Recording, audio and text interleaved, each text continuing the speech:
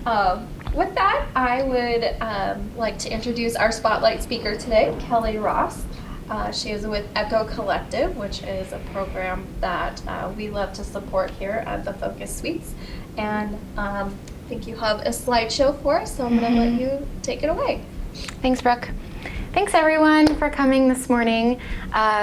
I first presented to the Perk Up group. This might be my second or third time, but when I first did, I didn't know anyone in the room, actually. Well, I knew Jessica, but I didn't know anyone else in the room. But now Jody is really involved with our Ukrainian Welcome Program, and I see her once a week. And Graham has done lots. He's done workshops with us. He has come in and reviewed products on our product panels. And Philip has been a mentor for one of our entrepreneurs. And so it's kind of funny to show that growth since the first time I came. And of course, like Brooke and Echo Collective, we collaborate all the time. So I don't know if this is like a warning for you two or not, but I found a lot of passionate people here who are interested in supporting other entrepreneurs. So it's a great space to be in. As Brooke said, my name is Kelly Ross. I'm the founder and executive director of Echo Collective. And how long do I have? As long as you want. Oh. We'll wrap it up. Yeah. We have till 11, so. Okay, all right. I won't keep y'all here till 11. I did put some brochures and my cards on this little table, so at any time you're welcome to grab one if you want something for your eyes to rest on. But I do have a PowerPoint, hopefully, to help keep you engaged, because listening sometimes is hard for me. Maybe it's hard for you as well. But Echo Collective was founded in August of 2020, so we're almost 3 years old. And Echo Collective started from my background in nonprofit, mainly English as a second language instruction. And the interesting thing when you're teaching adult learners, it's a very different relationship than if you're teaching K through 12 and even collegiate courses, because you're teaching peers. And so through teaching English, I started meeting with my students who were women my age in the park and at the grocery store and in the hospital, in their homes. And so by doing that, I developed incredibly meaningful relationships with these women. And so they started to confide in me about what they wanted to do for their future. And a lot of times when they shared with me, it was in a sheepish way, like they were kind of embarrassed to have aspirations beyond being a wife and a mother. And so they would share with me, well, you know, I'm focusing right now on making sure my spouse is supported as they work full time, and my kids are going to school, so I want to support them too. And that's what I'm doing. That's my life track. But I always wanted to have a cleaning company. I always wanted to sell knit and crochet baby apparel. I always wanted to. And so they started telling me these things. And so of course I said, this is awesome. You should do it. Why not? You're in the United States. And they responded back with, well, I can't, honestly, because I have significant barriers. And these are the 3 barriers that I'm facing. And so when I looked at those barriers, I thought, okay, wow, these are legitimate. Like, I affirm them in that, you know, this is not a mental barrier. This is an actual thing that is prohibiting you from achieving your dreams. And so that's where Echo Collective started, is I started identifying barriers through the feedback of my friends and deciding, okay, we're going to do something about this, because it's ridiculous that we have an entire generation of women who come into the United States and have to sacrifice their dreams and wait for the second generation of Americans to really do what they want to do and achieve the American dream.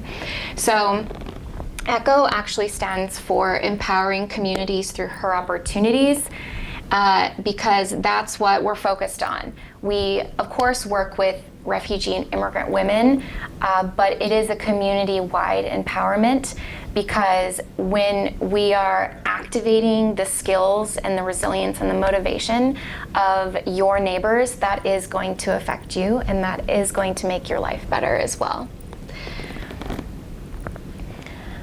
So we focus on entrepreneurship, which I'll dive into. We also focus on creative expression, which I'll also touch on as well.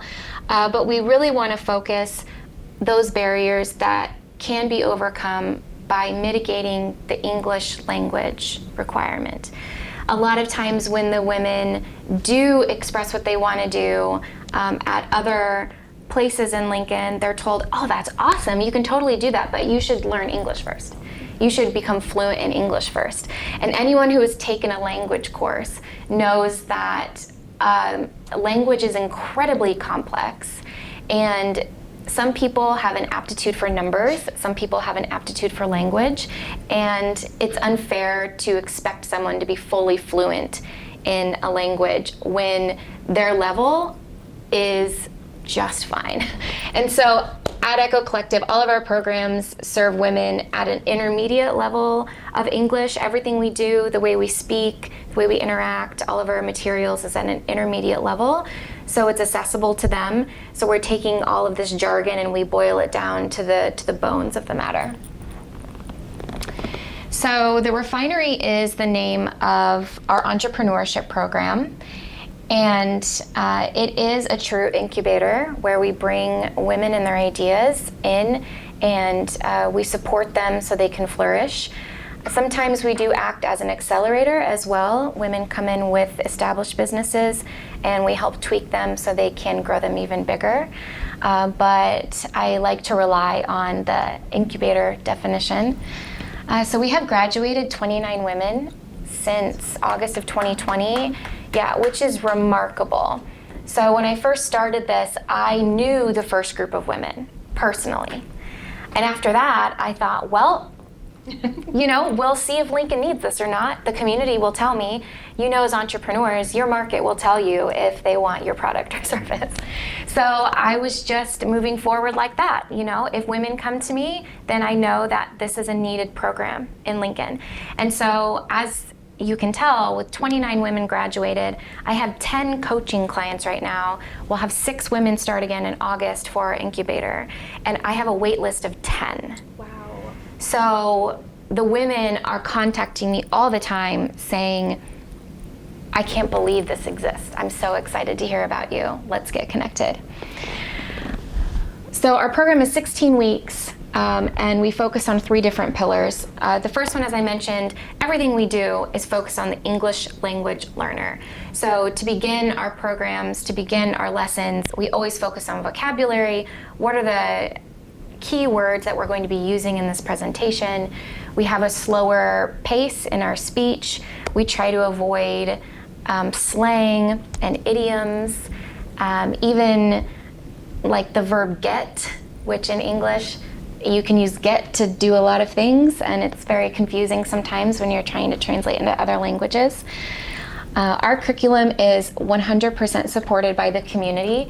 I have a degree in Spanish, actually, and a minor in business administration, but there's no way I could know the ins and outs of every industry. That's unrealistic.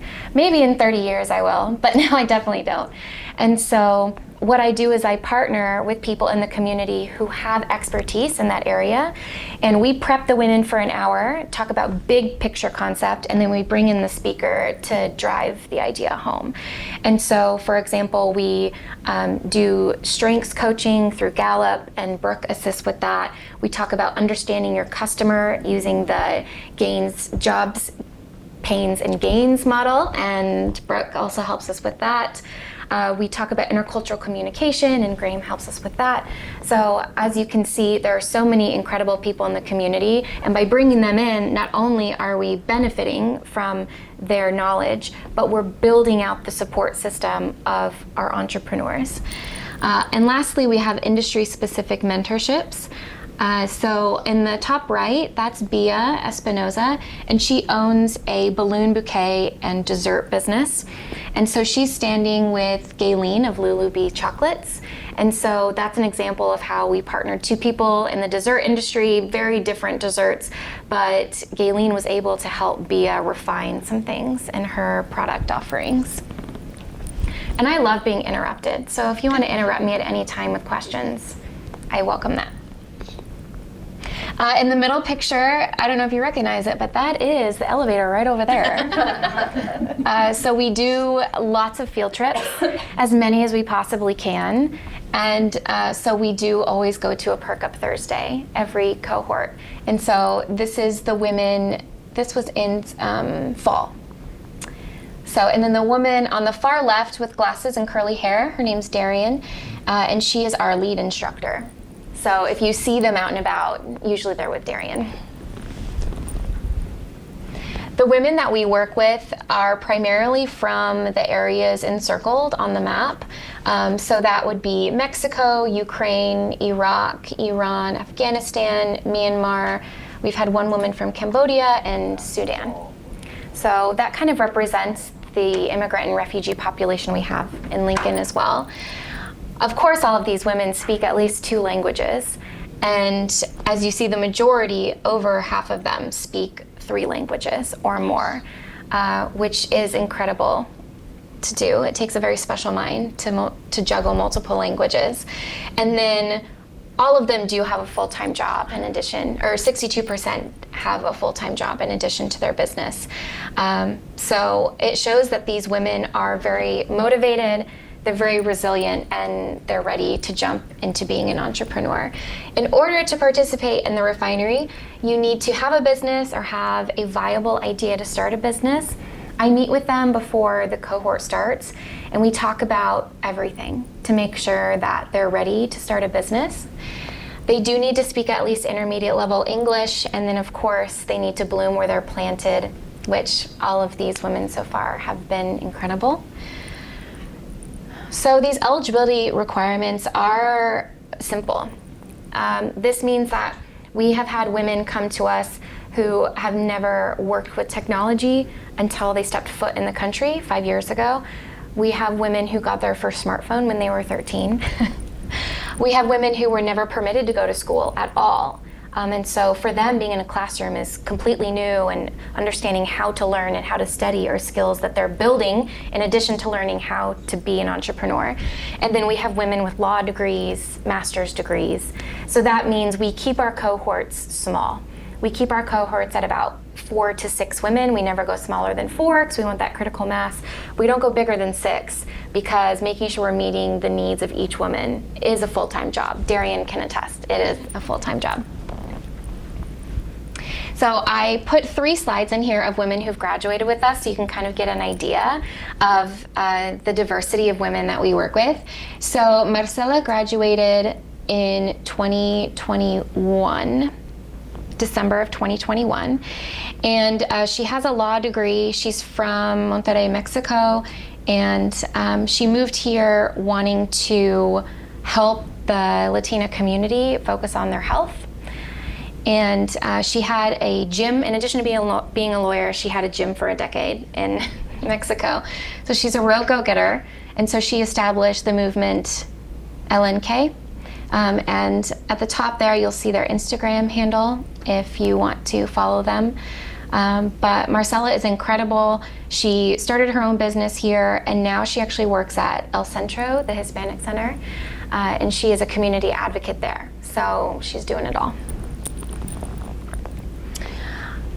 August is from Myanmar, and she is Karen. It is a minority ethnicity that is in Myanmar.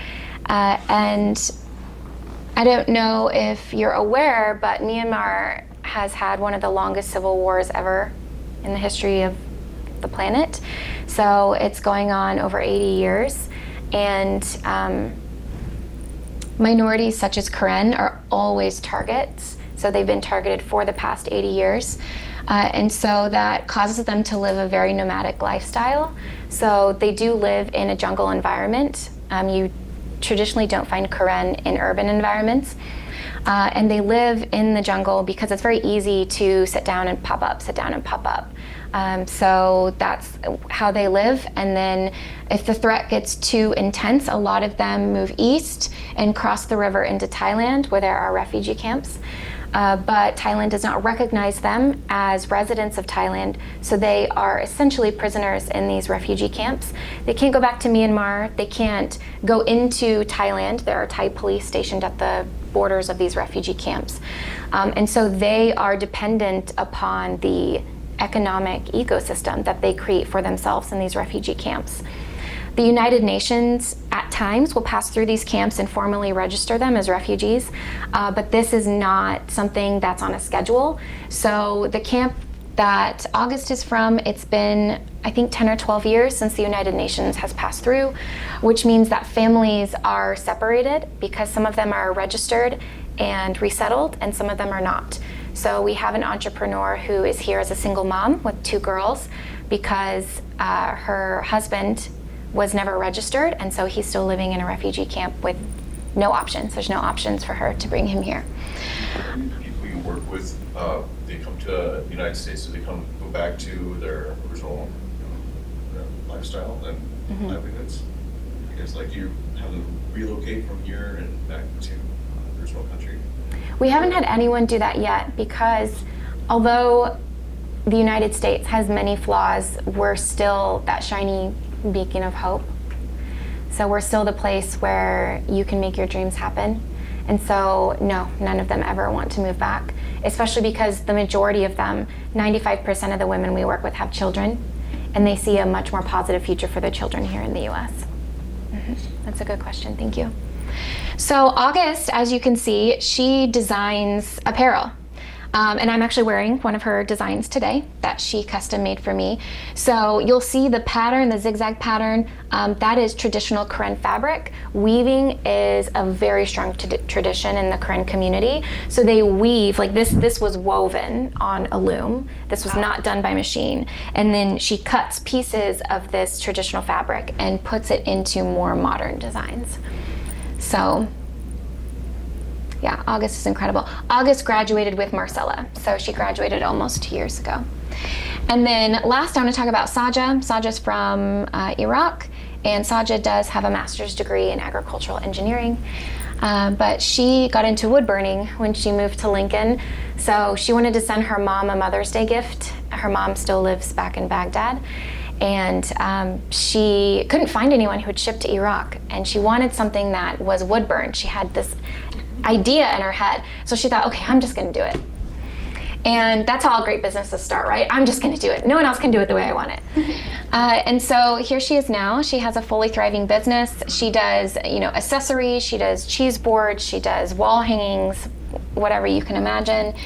And she has 3 boys, as you can see, and she's right now pursuing going back to UNL to get an additional master's degree so she can, I believe she wants to get her MBA, so she can get further in business.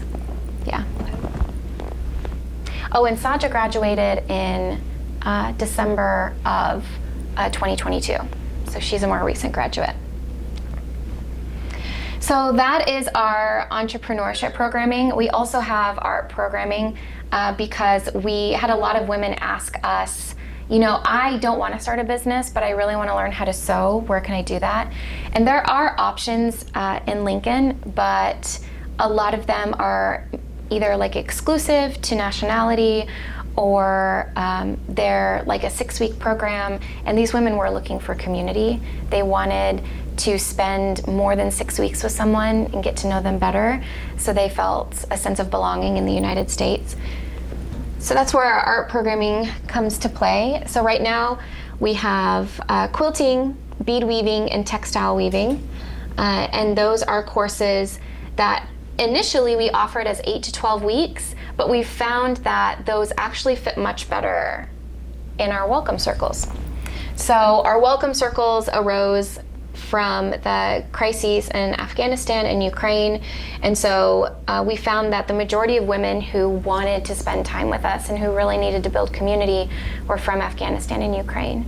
And so we created what we call welcome circles, where the women come in, and we have lots of volunteers. Jody's in our Ukrainian circle, and we just talk about life, and we keep our hands busy. So with the women from Afghanistan, we have lots of projects for them to do. A lot of them just prefer to make apparel. They're all very good at garment construction. And so they utilize our creative space, which you can see in the back of the picture on the right. But we have looms, we have sewing machines, we have knitting needles, crochet hooks, anything you could want. And they come in and they do it all for free while practicing their English and building community. So Jody's actually in that picture. She's laughing. I don't know if you can see on the right. Yeah. Well, and Tatiana, one of the women from Ukraine, I mean, hearing these stories about Ukraine, you hear it on the news, you talk to these people, and it's like, oh my gosh. I mean, she is knitting bathing suits. And it's like, Bikinis. yep. I mean, it's just so amazing to watch her. She had her own business in Thriving Ukraine. business. She had an Instagram business, and she's brought it over here. There's another one, I can't remember her name, who joined us, that she makes little, like, Nadia. Angelina dolls. You know, the little mouse things with clothes, and it's like, oh my gosh. Yeah, she also had a very successful business in Ukraine. And now they're starting all over here. And so they're part of our coaching program. So I need to update these slides. I apologize. But I did mention I have 10 coaching clients right now. So we have women who come to us and they're all ready to go. Tatiana, Nadia, but their English level isn't to the point where they would benefit from a class all in English. So that's where I coach them one-on-one, cover the exact same topics. But usually when they're all ready to go, they've done business before, we can skip a couple topics, we can touch on them, and I can say, oh, like, you're an expert in this, and we continue on. So we're actually able to complete our coaching one-on-one for just an hour a week in the same time as the women who have the intensive incubator. Yes, so both of those women are a part. And as Jody said, you know, Tanya's a knitter. I don't know if you know any knitters or are one yourself, but whenever you are seated, your hands start tingling. It's like a disease almost, where you have to be moving. And so it really is a part of your soul fabric. But when Tanya stopped knitting she stopped knitting when she was in Ukraine. She talked about how she would knit as the bombs would fall in her basement, but she stopped when they moved here because she was mourning her life that she lost. But through the circle, she started knitting again. So that's just a small example of how sitting around a table with yarn can greatly impact someone's life. It just brings about, there's something about the knitting, the crocheting, and working with your hands, quilting, whatever. It just bonds you with other women. There's just something very internal that, okay, you're making, you know, even, I love Tatiana because of the fact she's always pulling out her phone to figure out, okay, what are we actually saying or whatnot. And she has a program that translates what we're saying or what she receives pattern-wise into the Ukraine. So she's able to, she's also taking English classes from SDC and whatnot to, you know, she just has so much potential. I mean, she's so cute too. She is cute, oh my gosh. Yeah, it's a very unique situation to be in as these women move here because traditionally women already have a hard time proving themselves. We have a hard time proving ourselves to be taken seriously with what we want and our skills and our capabilities, and it's a million times harder when you're a refugee or immigrant because a lot of times people want to either demonize you or pity you, and neither of those things are helpful. And so one of the things we try to do is show that yes, these women are learning English, but they are incredible business women. And they made, you know, they had an extremely successful lifestyle back home. And so they should be taken seriously, and we do take them seriously. And yeah, Jody and Graham and Philip, Jessica, you're all a great part of that. Well, they have so much to give. Mm-hmm. I mean, you go in, and right or wrong, okay, I'm here to give, but it's like, okay, I have learned so much from Cecilia, from Sakina, from Tatiana, because, okay, we live our days, we live our lives in the security that we do, and then we hear these, her town is being bombed, she doesn't know if she's got electricity or whatnot or whatever, or like Sakina can never go back because it's a death sentence. Okay, so, I personally am learning so much from these women that it's just like, I need a tissue. Okay, fine. Yes. So I really welcome your questions, if you have any, about anything related to refugee and immigrant women. So I love talking about them, and I love amplifying their voices as best as I can. So let's hear the questions. Yeah. Well, I have connected Patty with Cecilia because of, she makes so amazing baby clothes that she might be in one of your shops to you coming up here soon. Awesome. Yeah. I love that. Thank you. What kind of support would these women need from people who are generally from a community, not necessarily known personally by people? Like, how can Lincoln specifically help support these women? The overarching answer is recognizing them as your neighbor, right? Normalizing them living here, normalizing them being an important piece of the Lincoln fabric. And some tangible ways you can do that is, of course, shopping with them. I always advocate shopping with these businesses, or attending our events.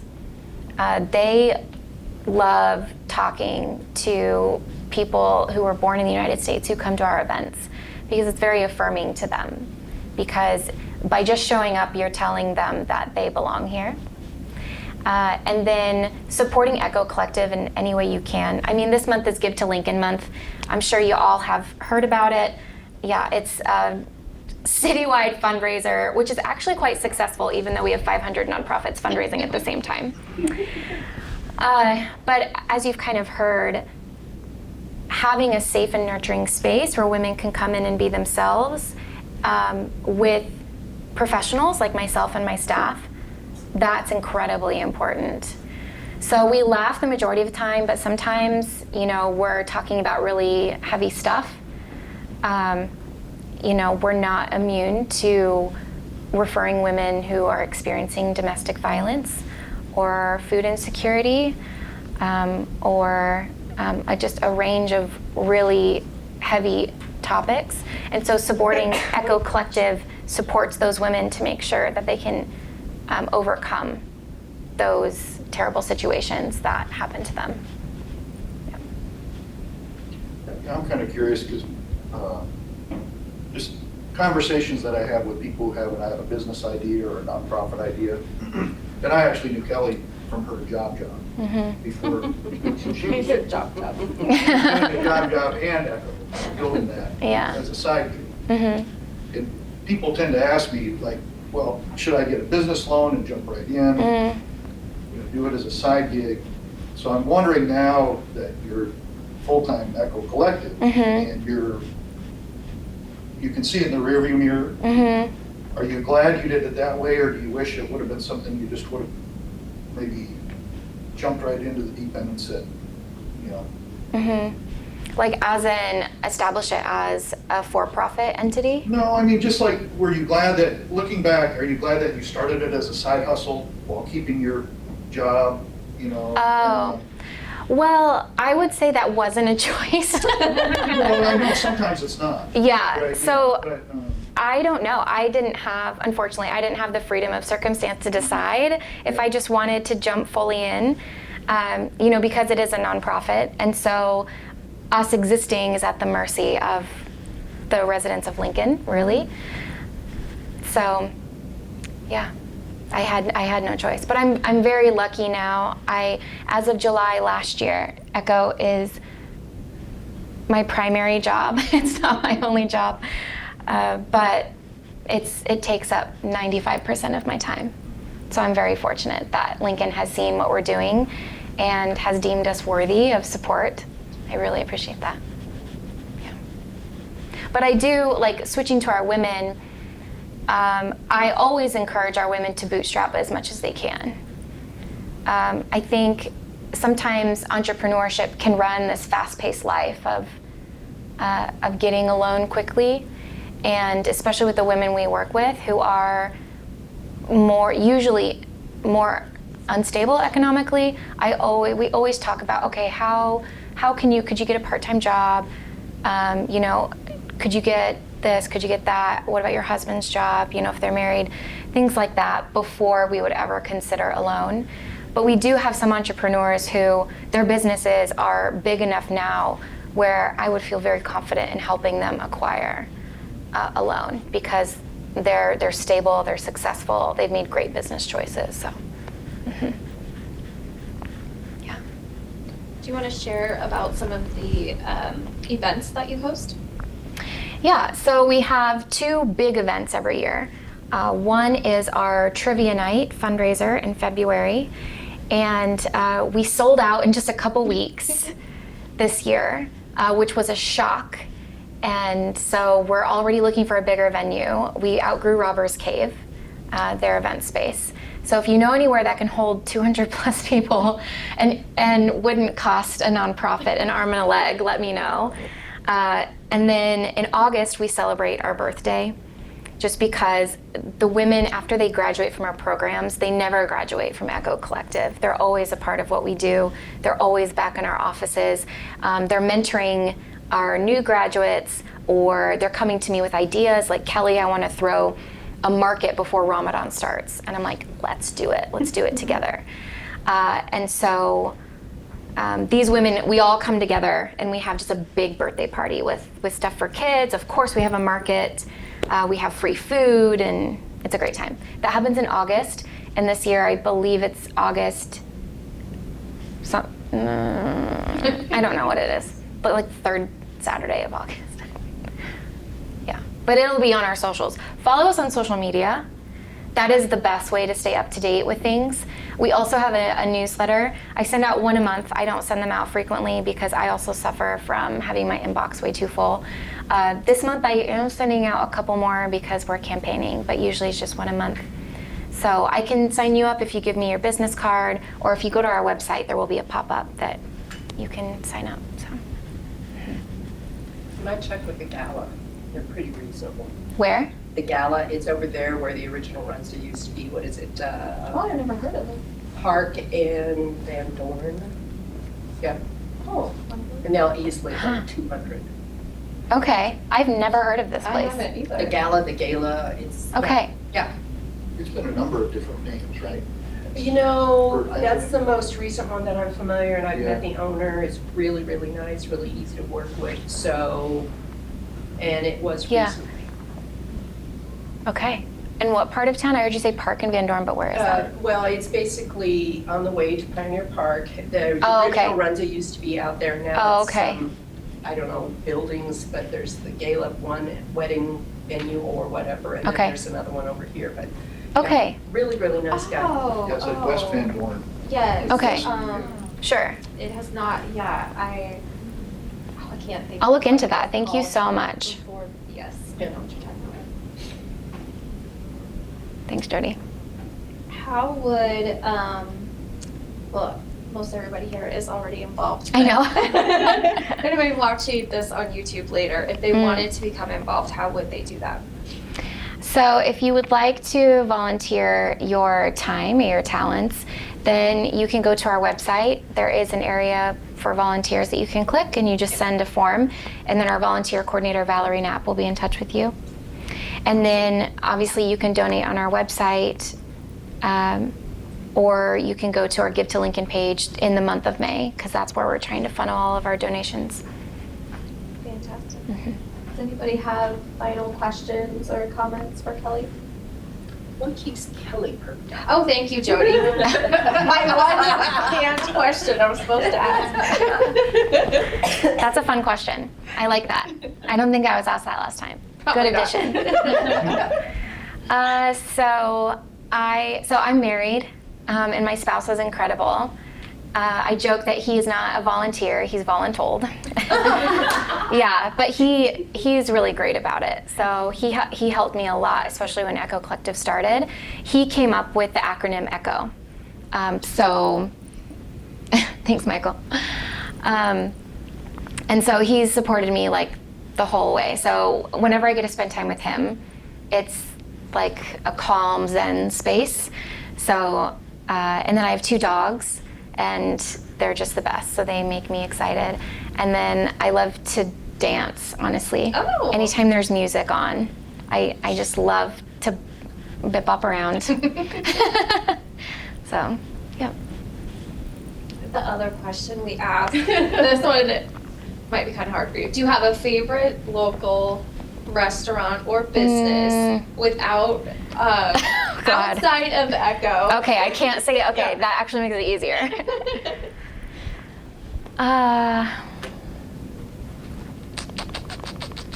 A lot pop into my head. That's hard. I have a lot of friends who have small businesses as well. So this is just a super tricky question. For some reason, I'm just thinking about her. Her name's Leisha. Okay. And she owns a business called the Perry Parcel. And it's a gift that you give a woman after she's had a baby, because a lot of times all the focus is on the baby while the woman just went through an incredibly intense experience. And so it has products that smell good and that have functional use for a woman after she's had a baby.